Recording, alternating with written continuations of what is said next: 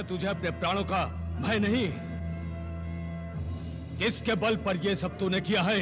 जिनके बल से ब्रह्मा, विष्णु, महेश सृष्टि का सृजन, पालन और संहार करते हैं।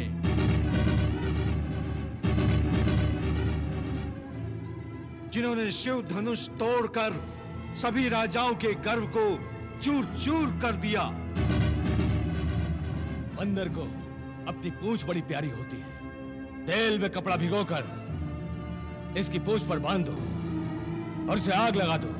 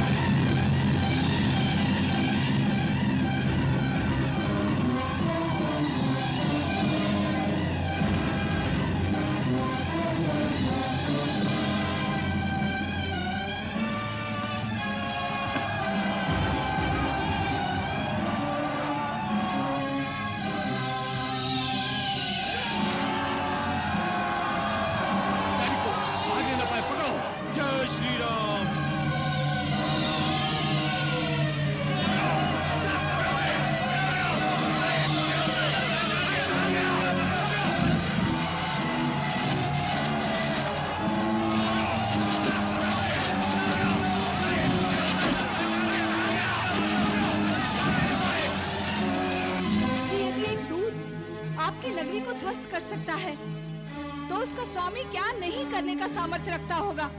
मैं उस धूर्त वानर को दिखाता हूँ कि मैं कितना सामर्थ्य रखता हूँ। रावण की शक्ति क्या है उसे अभी पता चल जाएगा। हाँ।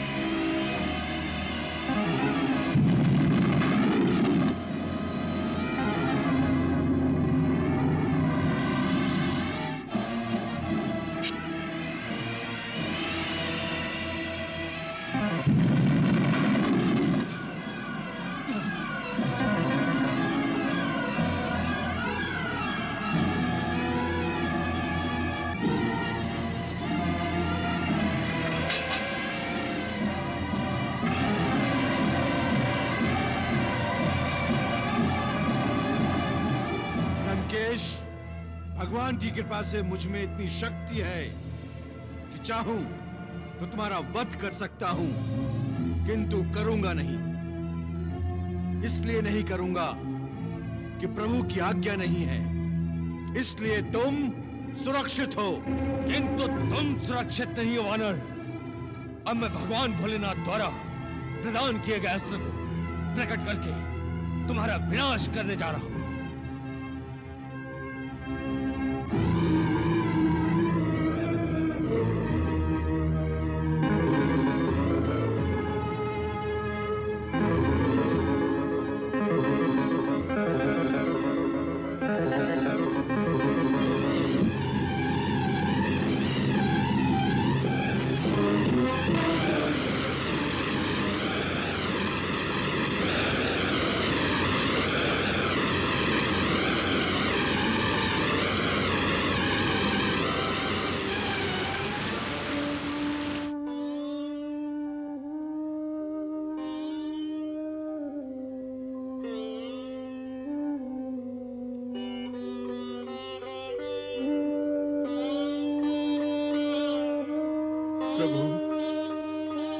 जानकी जी ने दोनों नेत्रों में जल भरकर मुझसे कुछ वचन कहे हैं प्रभु। अनुज समेत गहेहु प्रभु चरना, दीन बंधु प्रणतारति हरना। राम हरे श्री राम हरे, शुभ दर्शन शुभ नाम हरे।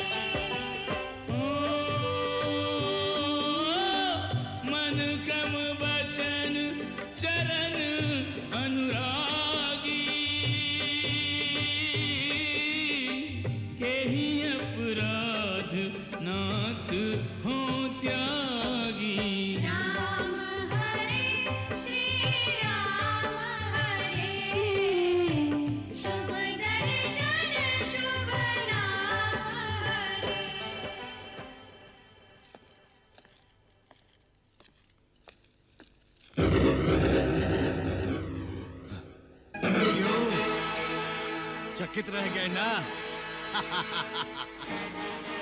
मैंने कहा था ना कि मेरा मुक्तिदाता आ गया।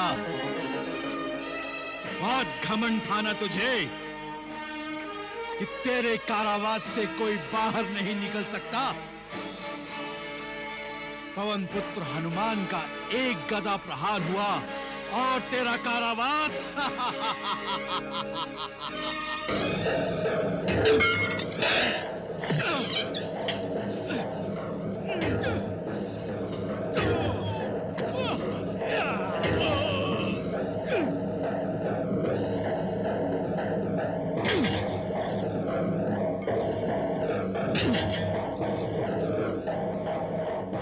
राम भक्त हनुमान का प्रणाम स्वीकार करें शनिदेव। आप मुक्त हैं। विजयी भव, विजयी भव। तुमने मुझे मुक्ति दिलाकर मुझ पर उपकार किया है। मैं तुम्हें वरदान देना चाहता हूं। वरदान देना ही है शनिदेव तो संपूर्ण पृथ्वीवासियों को दे। मुझे तो प्रभु की सेवा के अतिरिक्त कुछ नहीं चाहिए। धन्य हो तुम और तुम्हारी प्रभु भक्ति। आहा, तुम्हारी इच्छा का आदर करते हुए मैं समस्त पृथ्वी लोकवासियों को वरदान देता हूं कि जो कोई तुम्हारी भक्ति करेगा, तुम्हारी पूजा करेगा, वो मेरी वक्र दृष्टि से, मेरी साढ़े साती की बाधा से सदा सुरक्षित रहेगा, सदा सुरक्षित रहेगा। प्रणाम शनिदेव। तथास्तु।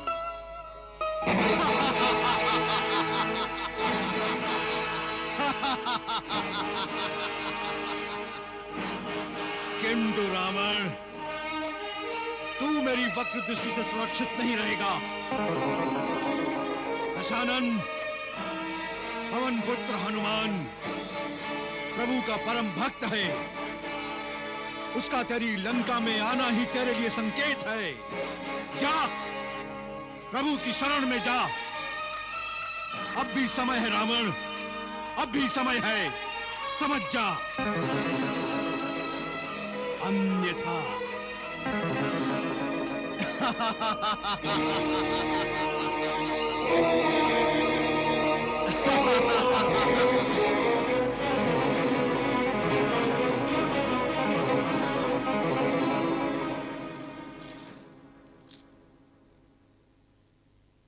शनिदेव, लंका जाने के लिए हमें ये सागर पार करना ही होगा। वीर हनुमान, तुम ही बताओ, ये वानर सेना इस समुद्र को कैसे लांघेगी? तब तक मैं सीता को अपने आने का संकेत भेजता हूं।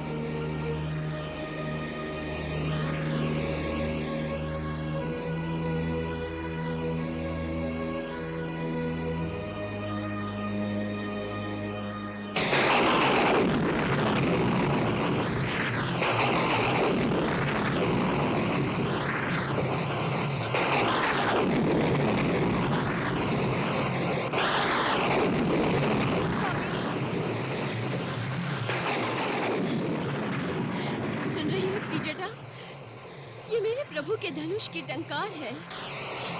ये श्री राम के आने की सूचना है। मंदोदरी, तुम्हारा हृदय इतना कोमल कैसे हो गया? त्रिलोकेश्वर रावण की महारानी धनुष प्रत्यंचा की एक टंकार से भयभीत हो गई। ये टंकार कोई साधारण टंकार नहीं है स्वामी। ये तो सावधान करने की एक घोषणा है, एक अलौकिक संकेत है उस शक्ति का जो सारे ब्रह्मांड में गूंज रही है। ये तो चेतावनी है आपके लिए स्वामी। मेरे लिए चेतावनी? कौन है इस पूरे ब्रह्मांड में जो मुझे दशानन रावण को चेतावनी दे सके? तुम उस वनवासी की बात कर रही हो? है क्या उसके पास? शक्तिमान को चेतावनी देने के लिए कुछ तो अपनी शक्ति होनी चाहिए मंदोदरी। वो अकेला लंकेश से युद्ध करेगा, दशानन से, जो अजय है, अमर है। यदि उसने लंका में अपना पग भी रखा तो वह जीवित नहीं बचेगा। मंदोदरी, स्वामी, अब जो दिखाई दे रहा है उसे देखकर भी अनदेखा क्यों कर रहे हैं? जिसके धनुष की टंकार मात्र से सारी सृष्टि डोल रही है, वो कोई सामान्य मानव कैसे हो सकता है स्वामी? वो जो भी हो, उसने दशानन रावण से शत्रुता ली है और अब उसे शत्रुता का स्वाद भी चखना होगा। और सागर पार से उसके धनुष की टंकार ने मुझे एक और प्रेरणा दे दी है। क्या? मैं आज इसी समय सीता को अपनी पत्नी बनाऊंगा।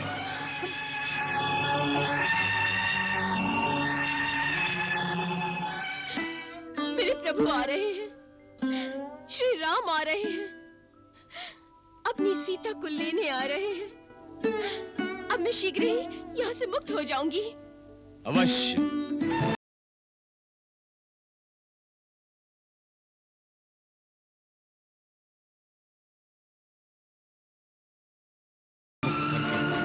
अपने साथ ले जाने ही तो आया हूं।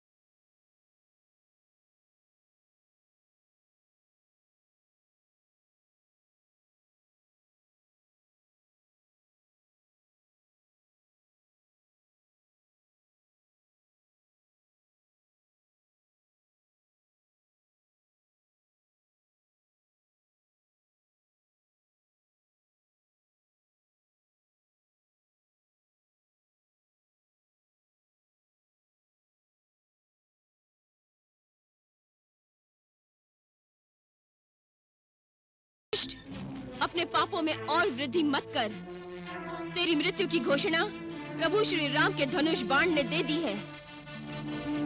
तुझे मृत्यु के संकेत मिलने आरंभ हो गए हैं। अभी भी समय है, जाकर प्रभु श्री राम के चरण पकड़ ले। चरण नहीं, चोटी पकड़ूंगा, चोटी, और उसे घुमाकर अंतरिक्ष में फेंक दूंगा। हाँ?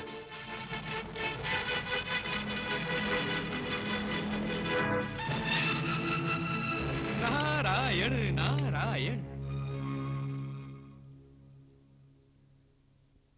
अग्नि स्वरूपा सीता मैया ने रावण को मृत्यु का साक्षात्कार भी करवा दिया, फिर भी रावण की प्रतिक्रिया नहीं बदली।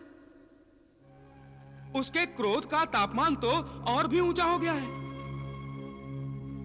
देखिए प्रभु, देखिए देखिए, क्रोध में उसके पांव कैसे धरती को हिला रहे हैं।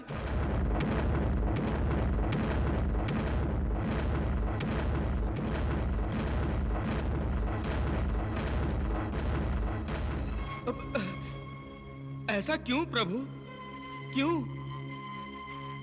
वो क्या है जो रावण जैसे बुद्धिमान और महाज्ञानी की बुद्धि पर आवरण डाल रहा है? क्यों महाविद्वान रावण को सत्यता का आभास नहीं हो रहा? क्यों उसको अपने दुष्कर्म सुकर्म लग रहे हैं?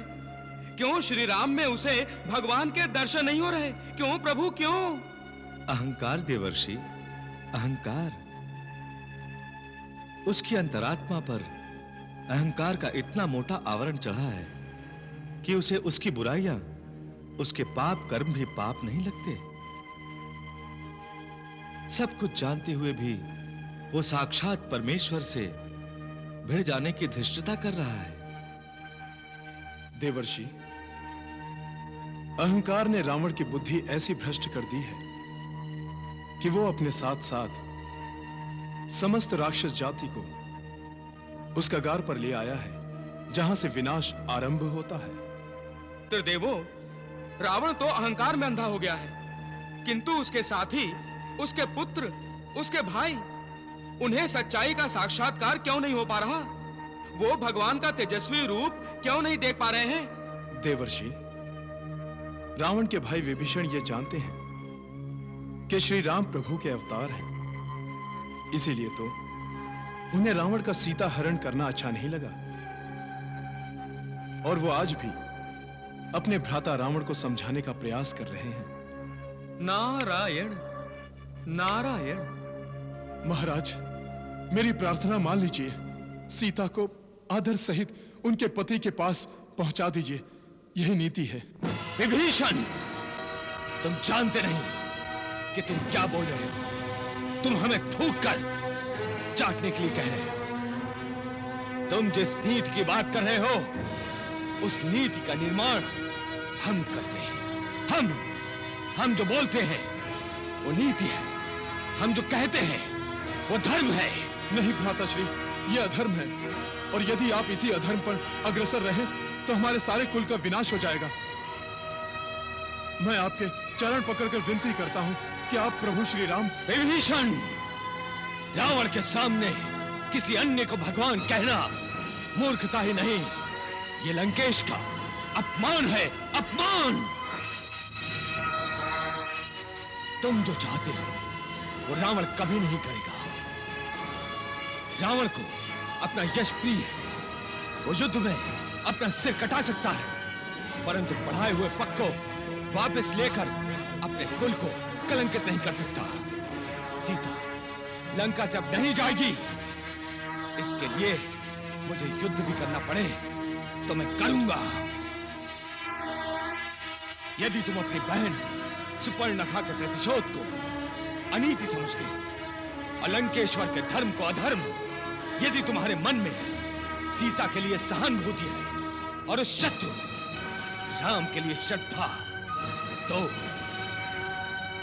तो अब से लंका तुम्हारी नहीं, पराई है। अब तुम लंका छोड़कर जा सकते हो। जाओ देशद्रोही, जाओ।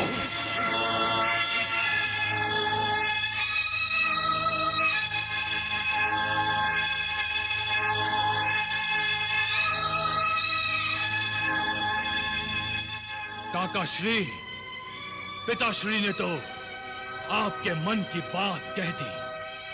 जाइए और राम के प्रति अपनी श्रद्धा व्यक्त कीजिए, कीजिए उनकी चाटुकारिता। जाइए।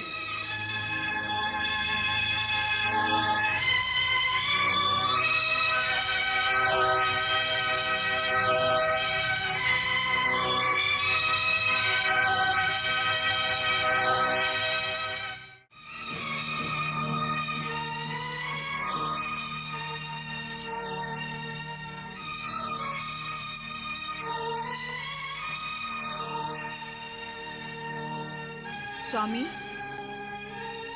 ये उचित नहीं है। आप अपने अनुज विभीषण को रोक लीजिए। नहीं मंदोदरी, उसका हृदय लंका के शत्रुओं से मिला हुआ है और जो लंका के हित का नहीं सोचता वो देशद्रोही है। क्या द्रोह किया है विभीषण ने? क्या द्रोह किया है? आपको पराई स्त्री लौटाने के लिए कहा, यही ना? आपको अपने दुष्कर्म का प्रायश्चित करने के लिए कहा, यही ना? आपको भगवान राम की शरण में जाने के लिए कहा, यही ना? मंदोदरी, क्या तुम्हारा पति बलहीन है, कायर है? मैं क्यों जाऊं किसी की शरण में? मेरी शरण में पूरा ब्रह्मांड है। मैं त्रिलोकपति हूं और विभीषण मुझे शरणागत होने के लिए कह रहा है। मुझे इस समय आप भ्रमित हो गए हैं, इसलिए आपको अपना अकल्याण दिखाई नहीं देता। मेरा अकल्याण? दशानन रावण का कल्याण? मंदोदरी, उचित यही होगा कि तुम इस समय मुझसे मुंह न लगो। मुझे अपनी शक्तियों का भली भांति ज्ञान है। मैंने अपने इन्हीं हाथों से कैलाश पर्वत को उठाया है। कैलाश पर्वत को मुझे साक्षात भगवान भोलेनाथ का वरदान प्राप्त है और तुम मुझसे कह रही हो कि उस वनवासी के चरण पकड़ लूं? असंभव। देखना किस तरह मैं उस वनवासी राम और उसके भाई लक्ष्मण का सिर काटता हूं, क्योंकि मैं अमर हूं, मैं अजय हूं, मुझे कोई नहीं मार सकता। नारायण नारायण। प्रभु, रावण तो विवेकहीन हो गया है। देवर्षि, विभीषण रावण के विवेक का प्रतीक ही तो है। उस विवेक को रावण अपने आप से दूर भेज रहा है। इसे कहते हैं विनाश काले विपरीत बुद्धि। जब मनुष्य का विनाश काल आता है तब पृथ्वीवासी इसी तरह अपने विवेक को छोड़ अविवेक को अपना साथी बना लेते हैं। देवर्षि नारायण नारायण। देवर्षि, मनुष्य स्वयं अपने भाग्य का विधाता होता है। दशानन रावण को ही देख लो, जन्म कहां हुआ? महर्षि पुलस्त के कुल में, किंतु अपने कर्मों से अधोपतन हो गया है रावण का। हाँ प्रभु, ये सब विनाश के चिन्ह हैं देवर्षि। अर्थात रावण का विनाश अब निश्चित है। नारायण नारायण।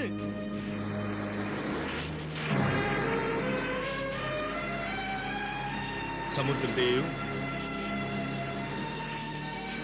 हमें एक निस्सहाय स्त्री को, जो आपकी सीमा के उस पार बसी लंका के राजा रावण के बंधन में है, मुक्त कराना है। हमारे पास आपको पार करने का उपकरण नहीं है। कृपा करके हमें लंका जाने का उपाय सुझाएं और हमें उस पार जाने की अनुमति दें।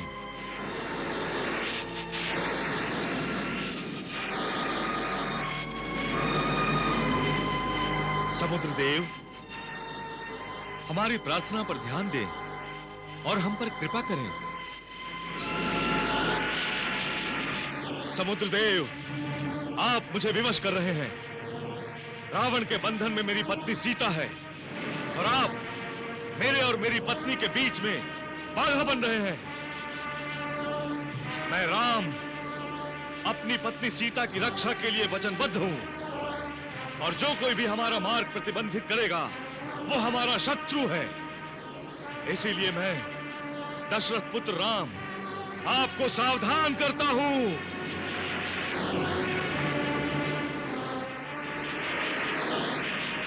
हमें मार्ग दे समुद्रदेव, हमें मार्ग दे। तो आप हमें मार्ग नहीं देंगे समुद्रदेव? हमें मार्ग नहीं देंगे तो आप अप्रत्यक्ष रूप से उस अधर्मी अत्याचारी रावण का साथ दे रहे हैं। आप मुझे विवश कर रहे हैं, विवश कर रहे हैं।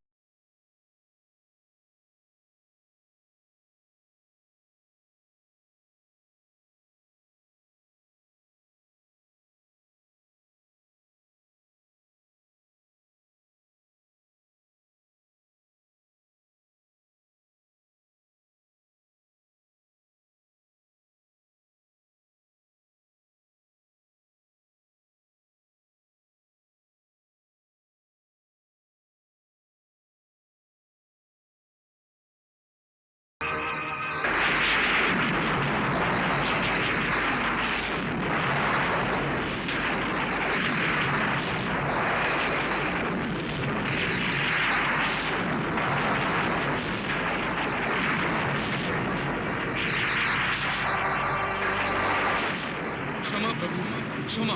रुक जाइए, रुक जाइए। प्रणाम समुद्रदेव। क्यों मुझे लज्जित कर रहे हैं प्रभु? आप तो सकल विश्व के स्वामी हैं और आप विश्व के स्वामी को मार्ग न देकर उनका अपमान कर रहे हैं। आप बाण छोड़िए भैया। नहीं प्रभु नहीं, अनर्थ हो जाएगा। हमारा आश्रय लेकर अनेक जीव जंतु जी रहे हैं। बिना जल के ये सभी निष्प्राण हो जाएंगे प्रभु। मैं नहीं रहूंगा प्रभु तो पृथ्वी का संतुलन बिगड़ जाएगा प्रभु।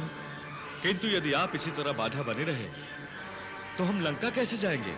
आप जा सकते हैं प्रभु। कैसे समुद्रदेव? सेतु बांधकर। सेतु? आप जैसे विशाल सागर पर सेतु कैसे बांधा जा सकता है? आप तो अंतर्यामी हैं प्रभु। आपकी सेना में नल और नील को सेतु बांधने का विशेष ज्ञान प्राप्त है।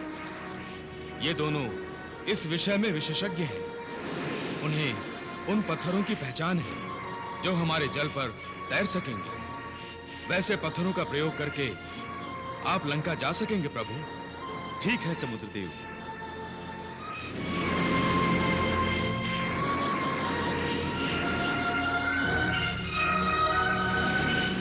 भैया, अब इस बाण का क्या प्रयोग करेंगे?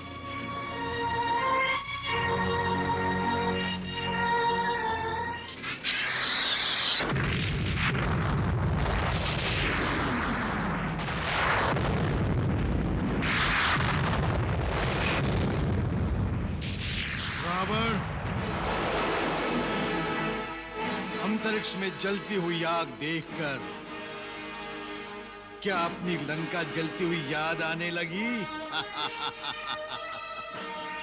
पहले लंका जली थी, अब लंका का अंतरिक्ष जल रहा है। समझ जा रावण, समझ जा, अब भी समय है, संभल जा। नियति का संकेत समझ ले और संभल जा। दूसरों को तुच्छ मानने वाला अपने पतन की सीढ़ियां नहीं गिनता, किंतु सीढ़ियां उतरना आरंभ कर देता है। ठीक वैसे ही दशा आज तेरी है दशानन। तुझे अपने सिवा कोई दिखाई नहीं देता, न बलवान, न ज्ञानी, न विद्वान, न योद्धा। तू किसी का विरोध सुन नहीं सकता।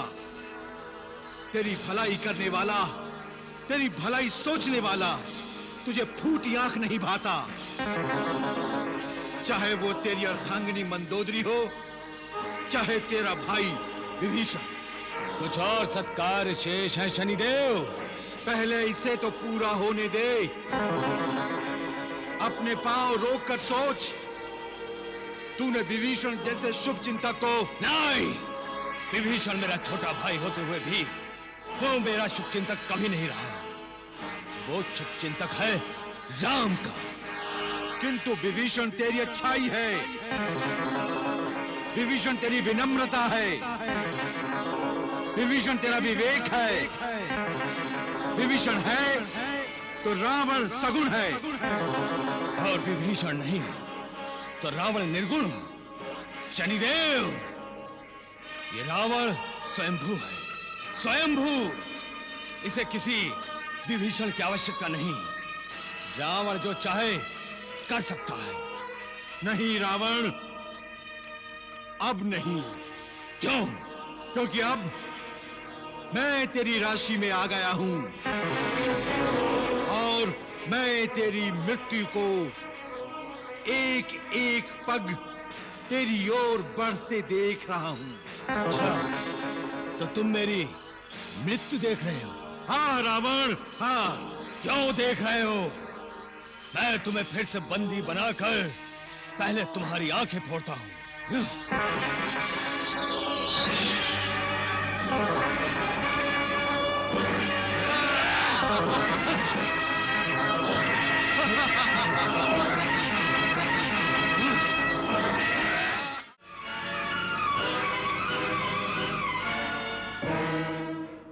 ये कौन है जो हमारी ओर आ रहा है? ये रावण का कोई गुप्तचर लगता है। हाँ, उसने किसी मायावी राक्षस को हमारे सेतु बांधने के कार्य में बाधा डालने के लिए भेजा होगा। मैं उसे अभी नष्ट कर देता हूं।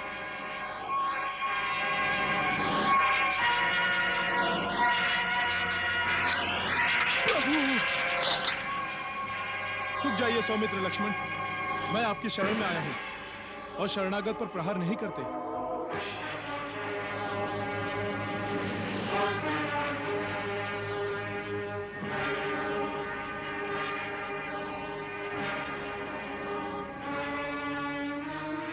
प्रणाम प्रभु। प्रणाम महाराज। आप? प्रभु, ये लंकाधीश रावण के कनिष्ठ भ्राता विभीषण जी हैं। रावण के भ्राता? अर्थात अधर्म, अनीति और अनाचार के संरक्षक? नहीं सौमित्र लक्ष्मण, अब मैं लंका के राजपद से मुक्त हूं। मैंने अधर्म का पद छोड़ धर्म के पद पर चलने का निर्णय लिया है। अतः मैं प्रभु के चरणों में ही रहने आया हूं। मैं जानता हूं प्रभु, जहां आप हैं वहां धर्म है, और जहां धर्म है वो विजय श्री है। क्या मुझे आपके चरणों में आश्रय मिलेगा प्रभु?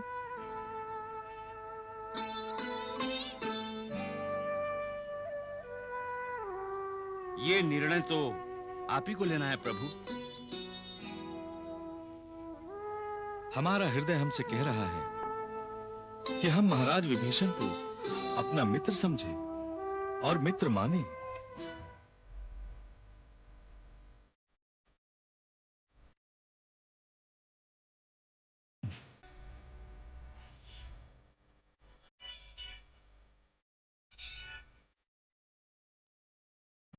एक प्रार्थना है प्रभु, आप मुझे महाराज न कहें। हम जानते हैं युद्ध में दशानन रावण को पराजित करने के बाद आप ही लंकापति होंगे। हम आपको लंका के राज सिंहासन पर बिठाएंगे। प्रभु राम का वचन अटल है। हम इसी समय आपका राज्याभिषेक करेंगे। महाराज सुग्रीव, लक्ष्मण, हनुमान, महाराज विभीषण के राज्याभिषेक की तैयारी करो। जो आज्ञा प्रभु।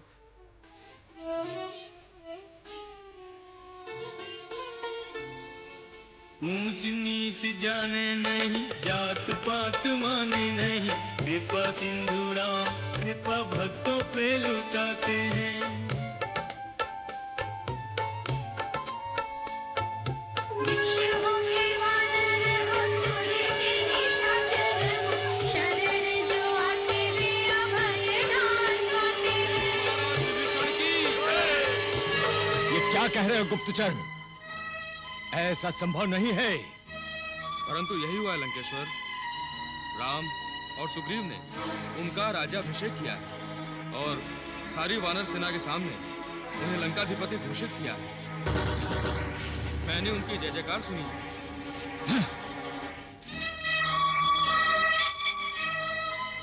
आपने सुना महारानी? आपने सुना? बहुत पक्ष लिया करती थी मेरे अनुज का, बहुत बड़ाई किया करती थी विभीषण की कि वो मेरी शक्ति है, मेरा विवेक है, लंका का सौभाग्य है और मेरा सबसे बड़ा शुभचिंतक है। देखा कितना बड़ा शुभचिंतक निकला वो। विश्वासघात किया है उसने मेरे साथ। मेरे शत्रु के साथ मित्रता करके मेरा शत्रु बन गया है वो, अपने ज्येष्ठ भ्राता का शत्रु। वो नीच मेरे राज सिंहासन को मुझसे छीनकर उस पर बैठना चाहता है और अपने आप को लंकापति घोषित कर दिया है उसने। तो क्या हुआ महाराज? एक विभीषण तो क्या, सहस्त्रों विभीषण भी उन वनवासियों और वानरों से जा मिले तो भी दशानन से कोई आंख उठाकर बात नहीं कर सकता। यदि आप मुझे आज्ञा दें तो मैं अभी जाकर राम सहित काका विभीषण को भी यमलोक पहुंचा दूं। इंद्रजीत, बड़ों का सम्मान करना भूल गए हो तुम। अपने काका श्री के लिए ऐसे बोलते हैं? बोलेगा क्यों नहीं? ये लंका का युवराज है, लंका का शत्रु, इसका शत्रु है। तो क्या विभीषण का वध करने की बात करेगा ये? यदि राज्य की सुरक्षा के लिए मेरा भी वध करना पड़े तो ये करेगा, क्योंकि ये युवराज का धर्म है। वैसे भी माता श्री, राजनीति तो कहती है कुलद्रोही, राजद्रोही और भ्रातृद्रोही का वध तो सबसे पहले करना चाहिए। महाराज, ये मैं क्या सुन रही हूँ? नहीं नहीं, अपने पिताश्री के भाई की हत्या, उस काका की हत्या जिसने अपने भाई के साथ ही नहीं, अपने देश के साथ ही नहीं, अपनी जाति के साथ विश्वासघात किया है, जिसका अपराध। और आपका अपराध?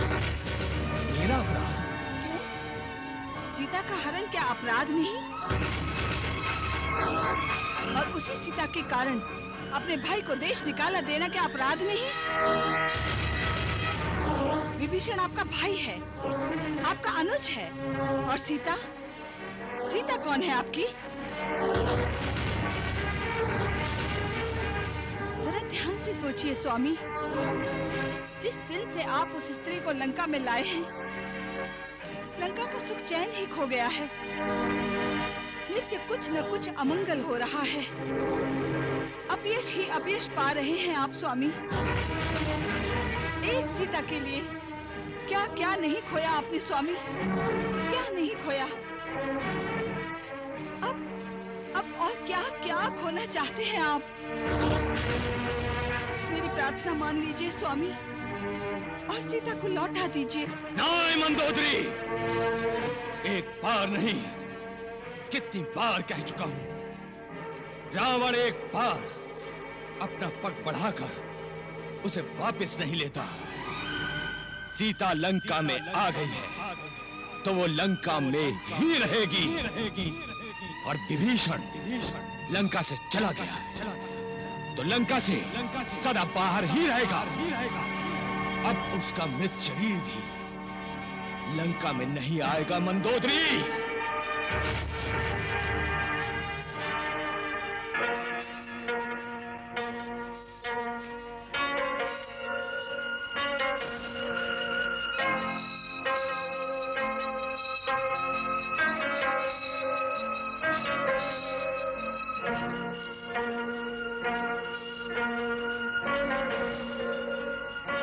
त्रिजटा,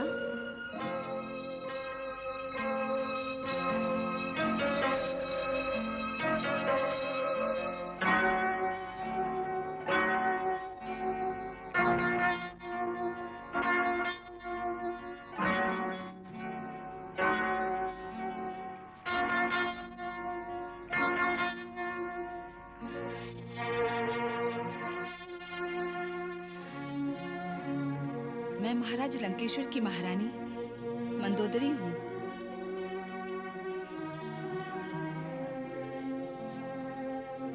आप यहाँ?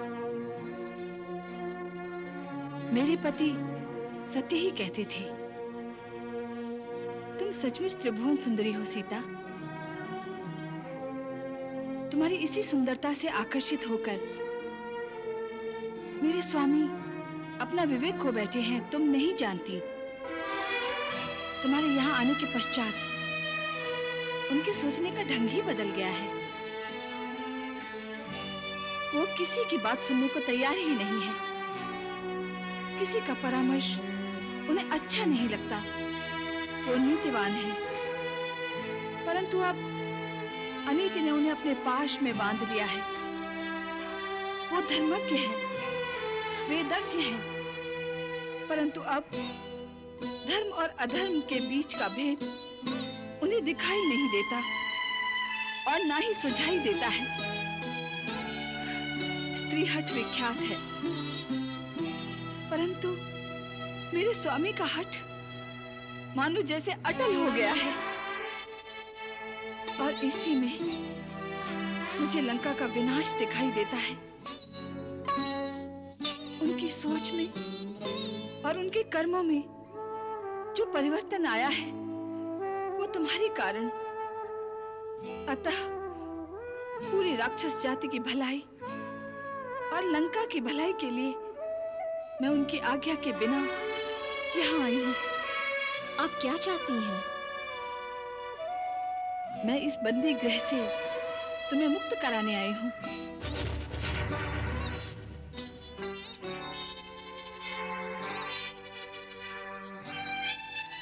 आने वाले सर्वनाश को रोकने के लिए ये आवश्यक है। आप अपने महाराज के क्रोध को आमंत्रित कर रही हैं। जानती हूँ, इसके लिए कदाचित मुझे कठोर से कठोर दंड भी मिले तो उसके लिए मैं प्रस्तुत हूँ। उठो सीता, मैं तुम्हें तुम्हारे पतिदेव के पास छोड़ आती हूँ। मैं विमान का प्रबंध करके आई हूँ। चलो सीता, इससे पहले कि कोई बाधा आ जाए यहाँ से निकल चलो। मैं आपकी भावनाओं और राक्षस जाति के हित के लिए आपके साहस का आदर करती हूँ, परंतु मैं आपके साथ नहीं जा सकती। क्यों? मुझे मुक्ति चाहिए, किंतु प्रभु श्री राम के हाथों वो आएंगी और जिस रावण ने छल और बल से मेरा हरण किया है उसे उपयुक्त दंड देकर पृथ्वी वासियों के लिए एक नए आदर्श को प्रस्थापित करेंगे। परंतु सीता, उससे पहले तुम दशानन के क्रोध और विकारों की लपेट में आ गई तो? तुम भाग्यशाली हो कि दशानन ने तुम्हें अब तक स्पर्श नहीं किया। परंतु कब तक सीता, कब तक? महारानी मंदोदरी, आपके पति बुद्धिमान हैं, ज्ञानी हैं और वे जानते हैं कि वे अग्नि को स्पर्श नहीं कर सकते। अग्नि? कौन अग्नि?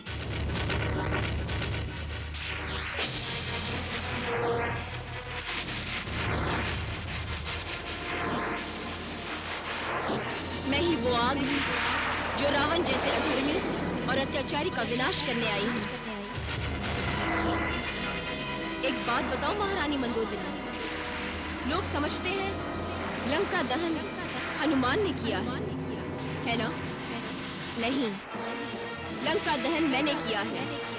रावण को संकेत दिया था, किंतु संकेत को समझने का प्रयास नहीं किया गया। अब वो विनाश की कगार पर खड़ा है।